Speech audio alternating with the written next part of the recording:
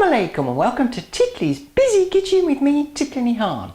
Today I'm going to show you how to make a Swiss roll, and at no point will I push any Swiss people down a mountain. The ingredients for the sponge for Swiss roll are really very simple. I've got 100 grams of plain flour, 100 grams of caster or superfine sugar and 4 eggs. Break the eggs into a bowl, add in the sugar and then beat really well.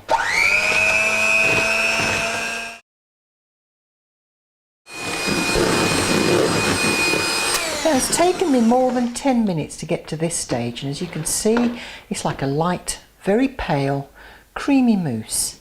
This is the texture that you want. Now sift in the flour very lightly and fold the flour into the mixture using a sharp spoon and a cutting action. You don't want to lose any of that lovely lightness. It'll take a couple of minutes to incorporate the flour fully. Don't be in a rush, but once it's in, we can think about baking it. While my oven's heating up, as you can see, I've got a very thin Swiss roll tin. I've greased the bottom very lightly and put some baking paper on it. Now I can pour in the mixture. Spread it evenly throughout the pan. Now we're going to bake this in an oven at 200 degrees C for about 10 to 12 minutes. When cooked, the sponge should be slightly springy to the touch and it should be lovely golden brown. Now take some baking paper and sprinkle on some icing sugar or caster sugar and turn the warm sponge out onto the baking paper.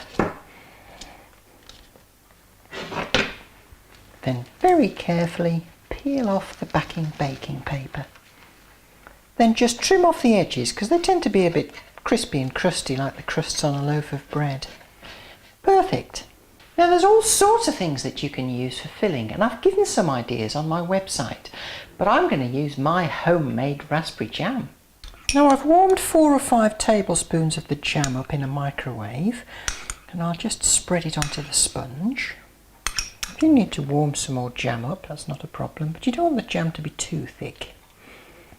Now we've got the layer of jam on, we need to be firm and masterful. No point being timid. Start from the short end. While it's still warm, roll it over firmly but masterfully and continue to roll, moving the paper back as you do so.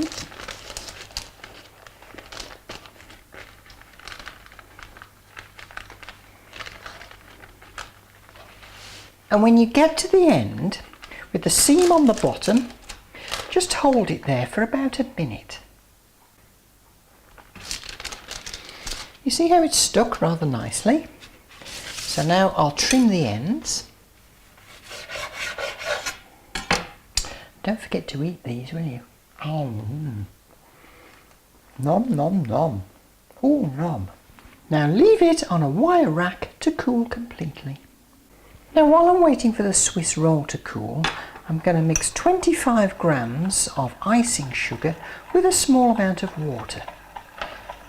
And you should end up with something that's reasonably runny.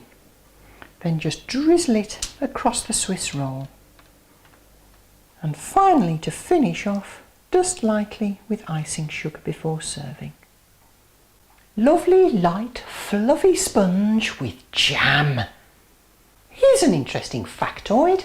Swiss roll is not actually a Swiss dish.